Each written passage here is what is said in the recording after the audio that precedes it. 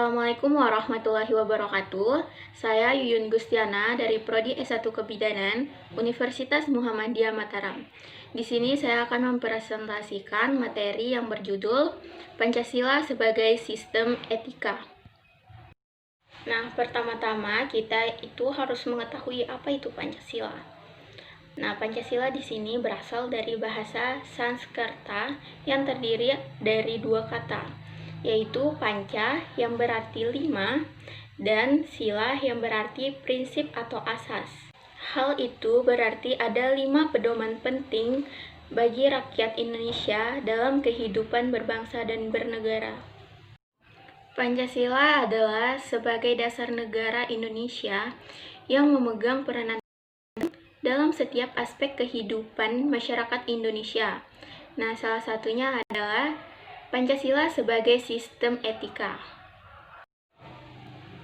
Apa itu etika? Etika adalah suatu ilmu yang membahas tentang dan bagaimana kita dan mengapa kita mengikuti suatu ajaran moral tertentu, atau bagaimana kita harus mengambil sikap yang bertanggung jawab berhadapan dengan berbagai ajaran moral. Adapun pemahaman konsep dan teori etika yang harus kita ketahui, yaitu asal-usul kata etika. Nah, etika berasal dari bahasa Yunani, yaitu ethos, yang berarti adat istiadat atau kebiasaan yang baik.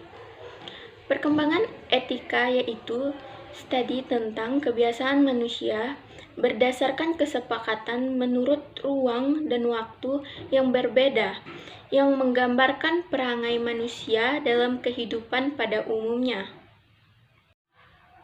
Dalam mengkaji masalah, etika dibagi menjadi dua teori. Yang pertama, teori konsekuensialis, yang dimana kelompok teori yang konsekuensialis yang menilai baik buruknya perilaku manusia atau benar tidaknya sebagai manusia berdasarkan konsekuensi atau akibatnya. Nah, yakni dilihat dari apakah perbuatan atau tindakan itu secara keseluruhan membawa akibat baik lebih banyak daripada akibat buruknya atau malah sebaliknya. Teori ini mendasarkan diri atau suatu keyakinan bahwa hidup manusia secara kodrati mengarah pada suatu tujuan. Nah, yang termasuk ke dalam kelompok konsekuensialis dan teleologis adalah teori egoisme, eudaimonisme, dan utilitarisme. Sesuai dari kata konsekuen, yaitu etika tersebut sesuai dengan apa yang dikatakannya dan apa yang diperbuatnya. Yang kedua, teori non-konsekuensialis. Nah, teori ini menilai baik buruknya perbuatan atau benar salahnya tindakan tanpa melihat konsekuensi atau akibatnya, melainkan dengan hukum atau standar moral. Nah, teori ini juga disebut dengan etika deontologis karena menekankan konsep kewajiban moral yang wajib ditaati manusia. Selanjutnya yaitu nilai, norma, dan moral. Nah, di sini kita akan membahas yang pertama nilai. Nilai adalah kemampuan yang dipercayai yang ada pada suatu benda untuk memuaskan manusia. Nah, sifat dari suatu benda yang menyebabkan menarik minat seseorang atau kelompok. Nah, nilai bersumber pada budi yang berfungsi sebagai atau yang mendorong atau mengarahkan sebagai motivator sikap dan perilaku manusia. Adapun nilai sebagai suatu sistem yang merupakan salah satu wujud kebudayaan di samping sistem sosial dan karya. Nah, pandangan para ahli tentang nilai-nilai yang terdapat dalam masyarakat, Alport mengidentifikasikan nilai-nilai yang terdapat dalam kehidupan masyarakat dalam 6 macam, yaitu yang pertama, nilai teori, nilai ekonomi, nilai estetika, nilai sosial, nilai politik, Dan yang terakhir, nilai religi. Nah, nilai sendiri berperan sebagai pedoman untuk menentukan kehidupan setiap manusia. Nilai manusia berada dalam hati nuraninya sendiri. Kata hati dan pikiran sebagai suatu keyakinan dan kepercayaan yang bersumber pada berbagai sistem nilai. Selanjutnya yang kedua yaitu norma. Norma adalah perwujudan martabat manusia sebagai makhluk budaya, moral, religi, dan sosial. Nah, norma merupakan suatu kesadaran dan sikap luhur yang dikehendaki oleh tata nilai untuk dipatuhi. Oleh karena itu, norma dalam perwujudan norma agama, norma filsafat, norma kesusilaan, norma hukum, dan norma sosial. Nah, norma memiliki kekuatan untuk dipatuhi karena adanya sanksi.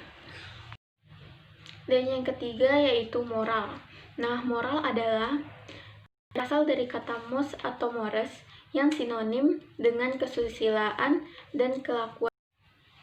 Moral adalah ajaran tentang hal yang baik dan buruk yang menyangkut tingkah laku dan perbuatan manusia. Nah, seorang pribadi yang taat kepada aturan-aturan, kaidah-kaidah, dan norma-norma yang berlaku dalam masyarakatnya dianggap sesuai dan bertindak secara moral.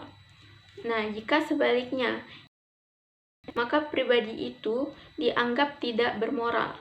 Nah, maka dari itu, moral dalam perwujudannya dapat berupa peraturan dan atau prinsip-prinsip yang benar, baik dan terpuji, serta mulia.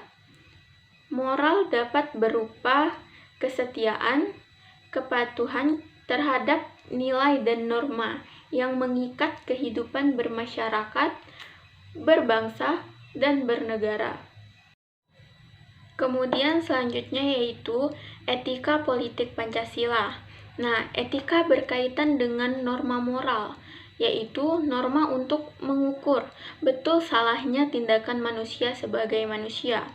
Nah, etika politik yaitu mempertanyakan tanggung jawab dan kewajiban manusia sebagai manusia dan bukan hanya sebagai warga negara terhadap negara, hukum yang berlaku, dan lain sebagainya.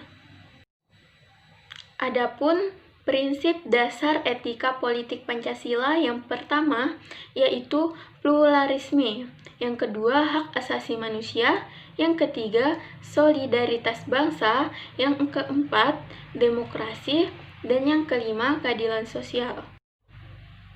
Nah, selanjutnya yaitu Pancasila sebagai solusi problem bangsa. Nah, pakar etika politik Frans Magnus Suseno mengatakan bahwa Pancasila dicetuskan sebagai solusi dalam menghadapi berbagai masalah bangsa yang tersirat dalam 5 sila, yang di dalamnya yang mengandung nilai-nilai sebagai berikut.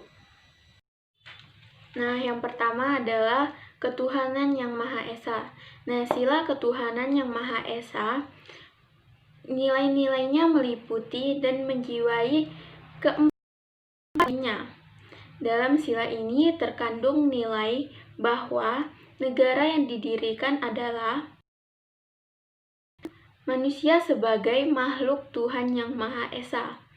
Nah, konsekuensi yang muncul kemudian adalah realisasi kemanusiaan, terutama dalam kaitannya dengan hak-hak dasar manusia atau hak asasi manusia, bahwa setiap warga negara memiliki kebebasan untuk memeluk agama dan menjalankan ibadah sesuai dengan keimanan dan kepercayaannya masing-masing. Hal ini telah dijamin dalam pasal 29 Undang-Undang Dasar. Nah, di samping itu, di dalam negara Indonesia tidak boleh ada paham yang meniadakan atau mengingkari adanya Tuhan atau ateisme. Nah, yang kedua adalah kemanusiaan yang adil dan beradab. Kemanusiaan berasal dari kata manusia, yaitu makhluk yang berbudaya dengan memiliki potensi pikiran, rasa, karsa, dan cipta. Potensi itu yang mendudukkan manusia pada tingkatan martabat yang tinggi, yang menyadari nilai-nilai dan norma-norma. Nah, kemanusiaan terutama berarti hakikat dan sifat-sifat khas manusia sesuai dengan martabat. Nah, adil berarti wajar, yaitu sepadan dan sesuai dengan hak dan kewajiban seseorang. Beradab sinonim dengan sopan santun, berbudi luhur, dan susila, artinya sikap hidup. Keputusan dan tindakan harus senantiasa berdasarkan pada nilai-nilai keluhuran budi, kesopanan, dan kesusilaan.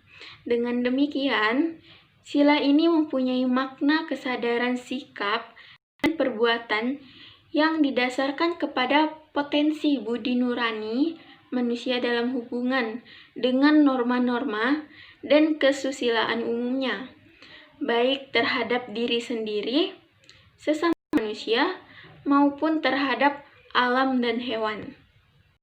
Nah, hakikat pengertian di atas sesuai dengan pembukaan Undang-Undang Dasar 1945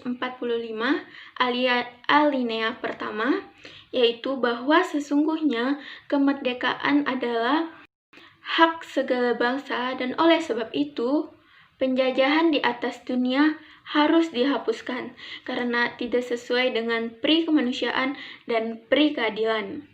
Nah, selanjutnya dapat dilihat penjabarannya dalam batang tubuh Undang-Undang Dasar. Yang ketiga, Persatuan Indonesia. Nah, persatuan berasal dari kata satu, artinya tidak terpecah-pecah. Nah, persatuan mengandung pengertian bersatunya bermacam-macam corak yang beraneka ragam menjadi satu kebulatan. Nah, Persatuan Indonesia dalam sila ketiga ini mencakup persatuan dalam arti ideologi, politik, ekonomi, sosial budaya, dan keamanan. Nah, Persatuan Indonesia ialah persatuan bangsa yang mendiami seluruh wilayah Indonesia yang bersatu karena didorong untuk mencapai kehidupan bangsa yang bebas dalam wabah negara yang merdeka dan berdaulat. Nah, Persatuan Indonesia merupakan faktor yang dinamis dalam kehidupan bangsa Indonesia dan bertujuan melindungi setiap bangsa dan seluruh tumpah darah Indonesia, memajukan kesejahteraan umum, mencerdaskan kehidupan bangsa, serta mewujudkan perdamaian dunia yang abadi. Jadi, Persatuan Indonesia adalah perwujudan dari paham kebangsaan Indonesia yang dijiwai oleh ketuhanan yang Maha Esa, serta kemanusiaan yang adil dan beradab. Oleh karena itu, paham kebangsaan Indonesia tidak sempit, tetapi menghargai bangsa lain. Nah, nasionalisme Indonesia mengatasi paham golongan, suku bangsa, dan keturunan.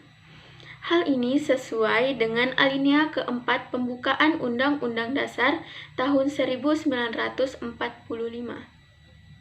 Yang keempat adalah kerakyatan yang dipimpin oleh hikmat kebijaksanaan dalam permusyawaratan perwakilan.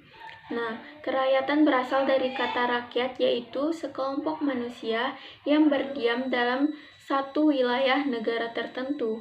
Dengan sila ini berarti bahwa bangsa Indonesia menganut sistem demokrasi yang menempatkan rakyat di posisi tertinggi dalam hierarki kekuasaan.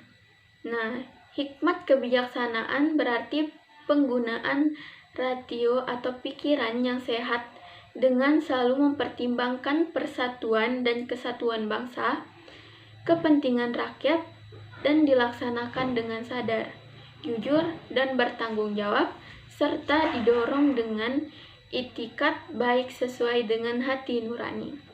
Nah, permusyawaratan adalah suatu tata cara khas yang kepribadian Indonesia untuk merumuskan atau memutuskan suatu hal berdasarkan kehendak rakyat sehingga tercapai keputusan yang bulat dan mufakat.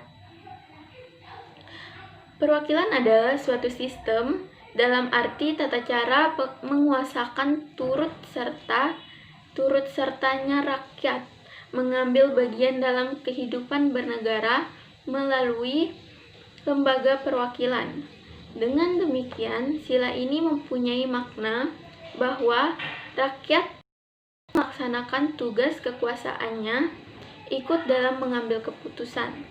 Nah, sila ini merupakan sendi asas kekeluargaan masyarakat sekaligus sebagai asas atau prinsip tata pemerintahan Indonesia sebagaimana dinyatakan dalam alinea keempat pembukaan Undang-Undang Dasar 1945. Dan yang terakhir atau yang kelima yaitu keadilan sosial bagi seluruh rakyat Indonesia. Nah, keadilan sosial berarti keadilan yang berlaku dalam masyarakat di segala bidang kehidupan, baik material maupun spiritual. Nah, seluruh rakyat Indonesia berarti untuk setiap orang yang menjadi rakyat Indonesia. Pengertian itu tidak sama dengan pengertian sosialitis atau komunalitis karena keadilan sosial pada sila kelima mengandung makna penting hubungan antara manusia sebagai pribadi dan manusia sebagai bagian dari masyarakat. Nah, konsekuensinya meliputi yang pertama, keadilan distributif, yang kedua, yaitu keadilan legal, yang ketiga, keadilan komutatif.